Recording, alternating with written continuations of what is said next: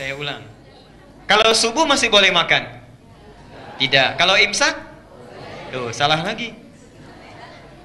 Ayo lihat sini. Ini kerancuan yang paling luar biasa. Perhatikan. Namanya dalam fikih itu al-akhta asy-syai'ah, kesalahan yang sudah meluas. Ya, sehingga jadi kaprah, salah dan kaprah. Ibu dan bapak, imsak itu nama lain dari puasa. Silakan lihat dari kitab fikih manapun.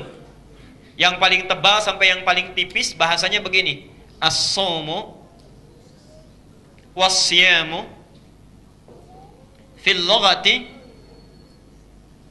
al-imsaku.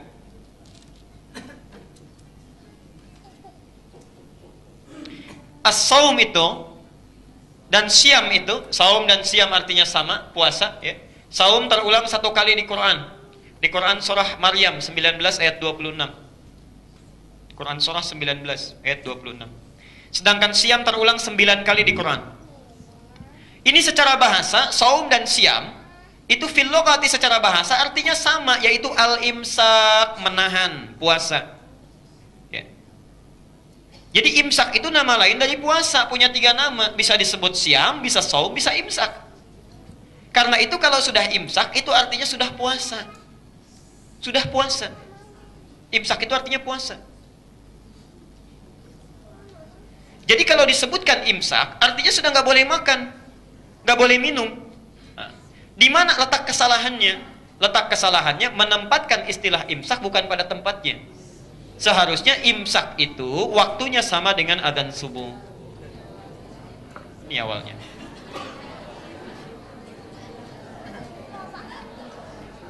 Tahan sebentar, ayo jujur. Siapa tadi yang imsak masih makan?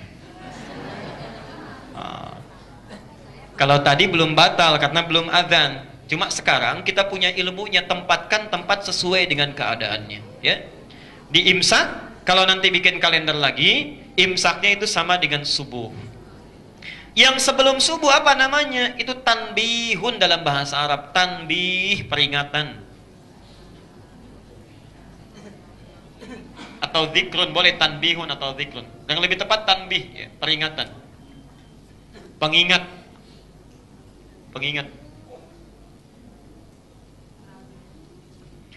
Ada orang makan sedang enak-enaknya, tiba-tiba adzan, Allahu Akbar, ditumpahkan, kaget. Ya, luar biasa. Minum nggak jadi. Supaya tidak kejadian lagi diingatkan sejak zaman Nabi. Karena itu khusus Ramadan itu nanti yang adzan 2 orang. Adzan pertamanya itu Bilal. Ya, Bilal diminta adzan. Kalau Bilal sudah adzan, maka nanti perhatikan, Abdullah bin Mas'ud akan diminta baca 50 ayat Quran. Kalau Abdullah bin Mas'ud sudah baca 50 ayat Quran, Bilal sudah adzan, orang-orang tahu, oh ini waktunya sebentar lagi akan fajar. Tanbihun, peringatan. Percepat makannya, sebentar lagi fajar tiba. Kalau selesai Abdullah bin Mas'ud baca ayat Quran, lalu kemudian Abdullah bin Abi Umi Maktum adzan. Allahu Akbar, imsakun, berhenti, tahan. Sekarang waktunya puasa. Jelas sampai di sini? Saya tidak tahu entah dari mana nyampe ke kita jadi imsak sebelum subuh. Dan yang paling aneh, ya, imsak itu kan sebetulnya jadwal imsakiyah ya. Imsak tadi apa artinya? Puasa. Jadi jadwal imsakiyah itu jadwal puasa. Yang paling aneh, atasnya jadwal imsakiyah, bawahnya jadwal sholat. Subuh jam sekian, duhur jam sekian, itu kan jadwal sholat, bukan jadwal puasa. Kalau jadwal puasa, sahur jam sekian, sunnah nabinya ini. Kemudian puasa jam sekian, sunnah nabinya ini, amalannya itu jadwal imsakiyah. Jadi kalau yang ditulis di kalender-kalender umumnya, itu jadwal sholat, ya, bukan jadwal imsak.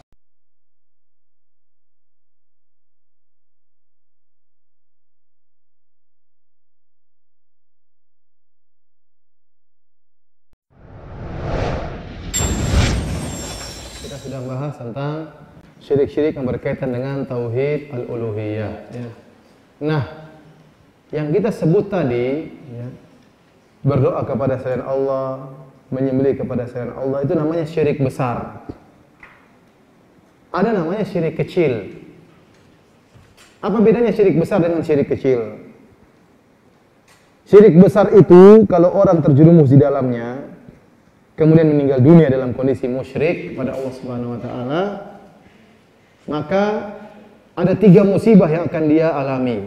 Saya ulangi, orang yang terjerumus dalam syirik akbar, syirik besar seperti berdoa kepada selain Allah, menyembelih kepada selain Allah, meyakini Tuhan berbilang, meyakini Tuhan punya anak dan macam-macamnya, maka ini ya akan terjerumus dalam 3 kebinasaan, 3 musibah yang besar. Musibah yang pertama yaitu Allah Subhanahu wa taala tidak akan mengampuni dosa-dosanya. Bisa lihat surat An-Nisa, surat 4 ayat 48, surat An-Nisa surat keempat ayat 48 dan ayat 116. 2. Ayat 48 dan ayat 116. Allah Subhanahu wa taala berfirman, "Innallaha la yaghfiru ay yushraka bih wa yaghfiru ma duna dzalika liman yasha."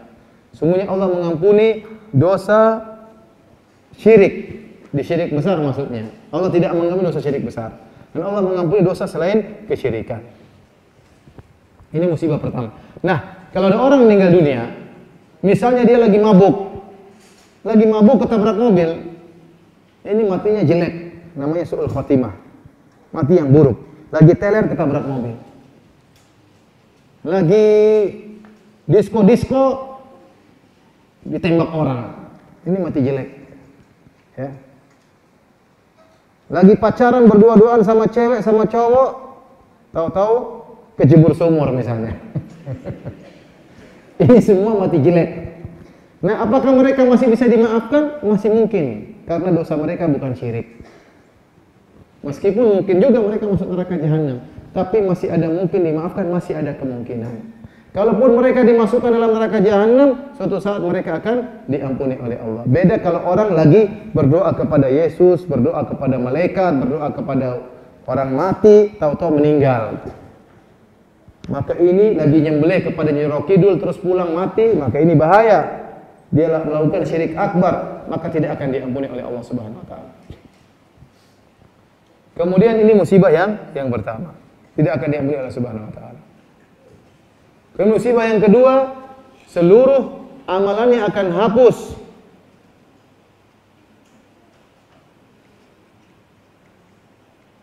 Lihat adik-adik ayat surat Az-Zumar, surat 39. Surat 39 ayat 65. Surat ke-39 ayat ke-65.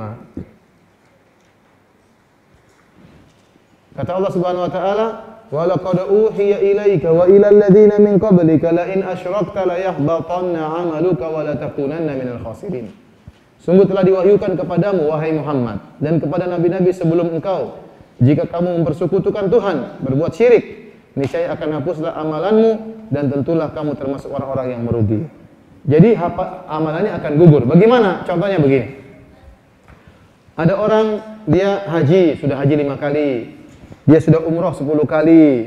Dia suka bersedekah. Di ujung-ujungnya dia pindah agama. Dia pindah agama syirik, masuk agama Hindu kek, masuk agama Buddha kek, masuk agama Nasrani kek, kemudian meninggal. Maka seluruh amalan dia gugur, nggak ada yang diterima oleh Allah Subhanahu wa taala meskipun sudah haji 5 kali. Contohnya ada orang sudah haji 5 kali, sudah umrah 10 kali, sering bersedekah, berbakti sama orang tua. Tahu-tahu dia takut sama jin, kemudian dia nyembelih ayam untuk jin. Kemudian dia meninggal tidak sempat bertobat, maka seluruh amalannya akan gugur. Bahaya ini syirik akbar. Sia-sia seluruh amalannya. Kenapa? Kata Allah akan digugurkan. Ini musibah yang kedua. Beda kalau ada orang berbakti sama orang tua, kemudian dia berbuat baik, dia umroh, dia rajin, tahu-tahu dia korupsi dosa. Kemudian dia meninggal setelah korupsi tersebut, maka amalan dia sebelumnya tidak gugur, tetap ditimbang oleh Allah dalam timbangan kebaikan, kemudian Allah timbang dalam korupsinya diletakkan dalam timbangan keburukan, nanti ditimbang oleh Allah Subhanahu wa taala. Jadi kebaikan-kebaikan sebelumnya tidak gugur. Kenapa? Karena korupsi bukan syirik. Tapi seandainya dia sebelum meninggal melakukan kesyirikan dan tidak sempat bertobat, maka seluruh amalnya akan gugur. Ini musibah yang kedua, bahaya, rugi kita kalau kita berbuat kesyirikan. Musibah yang ketiga, Barang siapa melakukan syirik akbar, kekal dalam neraka jahanam selama-lamanya. Akhirnya bisa lihat dalam surat Al-Maidah ayat 72. Al-Maidah ayat 72. Saya bacakan firman-Nya. Laqad kafara alladziina qalu innallaha huwal masih ibnu Maryam.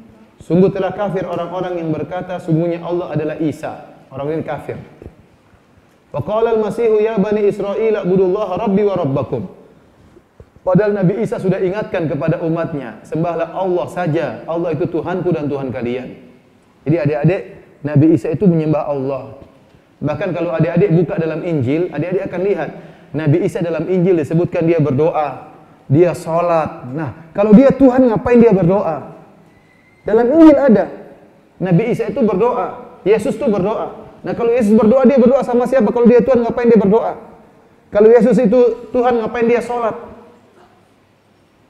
Kalau Yesus Tuhan, ngapain dia sholat? Dalam Al-Quran disebutkan, kata Allah, Nabi Isa berkata, Allah menyuruhku untuk bayar zakat. Nah, kalau Yesus Tuhan, ngapain Yesus bayar zakat? Ngapain? Jadi kata Nabi Isa kepada murid-muridnya, sembahlah Allah, Rabbku dan Rabb kalian. Kemudian Nabi Isa berkata, innahu may yusyrik billah faqad harramallahu alaihil jannah. Sungguhnya barang siapa yang berbuat syirik kepada Allah, maka Allah haramkan baginya surga. Surga haram baginya. Wa ma'wahun nar, tempat kembalinya neraka jahanam. Wa ma lidh-dhalimina min ansar, tidak ada penolong baginya. Jadi orang kalau terjerumus dalam syirik akbar, meninggal, masuk neraka enggak bakalan keluar, kekal dalam neraka selama-lamanya. Ini bahayanya syirik akbar. Beda kalau dosa-dosa yang lain. Kalau ada orang mencuri kemudian mati masuk neraka, nanti dia azab tapi masih bisa keluar. Tapi kalau syirik nggak ada kata-kata keluar, kekal dalam neraka selama-lamanya. Ya, kekal dalam neraka selama-lamanya. Ini syirik akbar bahaya. Nah, kita akan menyinggung tentang syirik kecil. Syirik kecil beda dengan syirik akbar, sama-sama dosa besar. Tetapi syirik kecil tidak sampai separah syirik akbar. Nah, barang siapa yang melakukan syirik kecil, maka yang gugur hanya amal soleh yang tercampur syirik kecil tersebut. Ini bedanya sama syirik besar sama syirik kecil. Kalau syirik besar, seorang melakukan syirik besar, seluruh amalan dia gugur tanpa terkecuali. Kalau syirik kecil, maka yang gugur cuma amal yang dicampurnya saja. Contoh syirik kecil bagaimana? Contohnya seorang bersedekah ingin dipuji. Contoh syirik kecil yaitu seorang bersedekah karena ingin dipuji. Contohnya dia bersedekah, dia nyumbang uang 1 juta supaya dibilang orang ini baik. Ini syirik kecil. Maka sumbangan dia 1 juta tidak diterima oleh Allah Subhanahu wa taala. Contohnya hari ini ada kotak amal lewat depan dia. Maka dia sumbang 5.000 rupiah. Ikhlas karena Allah, karena nggak ada yang lihat. Besoknya dia nyumbang 1 juta supaya dipuji oleh orang. Nah, 1 juta yang tidak diterima, yang 5.000 kemarin diterima. Kenapa? Karena dia melakukan syirik kecil. Syirik kecil hanya menggugurkan amalan yang dicampur oleh syirik tersebut. Ini bedanya syirik kecil dengan syirik akbar. Nabi pernah mencontohkan, kata Rasulullah SAW, asyirkul khafi, syirik yang samar, syirik kecil. Kemudian Rasulullah SAW contohkan, yakumur rajulu fayusalli fayuzayyina salatahu lima yara min nadhari rajulin ilaihi. Seorang dia berdiri kemudian dia sholat ini. Kemudian dia bagus-baguskan sholatnya. Kenapa? Dia tahu ada orang sedang lihat dia. Maka dia bagus-baguskan sholatnya bukan karena Allah, tapi supaya dipuji. Supaya dibilang, oh ini orang pintar, oh ini orang soleh. Nah, sholat dia tidak diterima. Kenapa tidak diterima? Karena dia beribadah cari pujian. Ini namanya syirik kecil. Tidak diterima oleh Allah Subhanahu wa taala. Ada seorang imam, biasanya dia kalau ngimam sholat maghrib, biasanya rakaat pertama dia baca Al-Fatihah sama Qul ya ayyuhal kafirun. Kemudian rakaat kedua dia baca Al-Fatihah sama Qul huwallahu ahad. Suatu saat dia lagi sholat maghrib, tiba-tiba ada bupati di belakang dia. Waduh, dia nggak enak. Maka dia ingin tunjukkan bahwasanya dia hafalannya banyak. Maka dia pun baca surat rakaat pertama Al-Fatihah sama surat Al-Baqarah, rakaat kedua Al-Fatihah sama surat Ali Imran. Paham? Berarti dia perpanjang sholatnya karena Pak Bupati, bukan karena Allah Subhanahu wa taala, maka sholatnya tidak diterima. Kalau kita istilah cari muka tuh namanya syirik kecil. Beribadah cari muka sama orang, ya rugi. Beribadah cari muka sama orang rugi, nggak dapat apa-apa. Hanya ingin dipuji. Kalau dipuji terus kenapa? Selesai. Mau dapat apa? Nggak dapat pahala, rugi.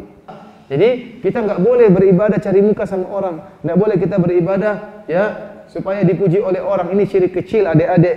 Kita harus ikhlas karena Allah Subhanahu wa taala. Di antara syirik kecil adalah pakai jimat. Hati-hati adik-adik pakai jimat. Karena mau jagoan, mau jago, mau jadi pendekar pakai jimat, ini syirik. Kata Nabi SAW, "Innar ruqa wat tamaima wat tiwala tasyirkun." Sungguhnya mantra-mantra, jampi-jampi, jimat-jimat, pelet adalah syirik. Kenapa pakai jimat itu syirik? Karena kalau orang pakai jimat, dia tawakalnya sama jimat. Ada jimat-jimat dijual sama sebagian orang, bahkan sebagian kiai jualan jimat. Nah ini jimat supaya laris dagangannya. Dijual berapa harganya? 4 juta. Ini jimat supaya disenang sama teman. Ini jimat, jual. Berapa? 2 juta. Ini jimat supaya jadi pejabat, jual 100 juta. Semakin ini semakin mahal. Ini jimat supaya kebal pisau, nih jimat. Sehingga orang tatkala keluar rumah, dia mau berdagang, dia mau buka toko. Begitu dia sudah keluar, dia balik lagi. Kenapa? Jimatnya ketinggalan, jimat pelarisnya ketinggalan, nanti nggak laku tokonya. Akhirnya apa? Dia tawakal sama jimat. Ini syirik, artinya tawakal kepada siapa? Allah. Ada orang mau berjihad, begitu dia mau berangkat berjihad, perang melawan orang musyrik, dia balik lagi. Kenapa? Saya lupa jimat, saya nggak mau mati syahid ya. Maunya apa? Biar nggak mati ya. Balik lagi. Kenapa? Tawakalnya sama jimat. Ini syirik, nggak boleh.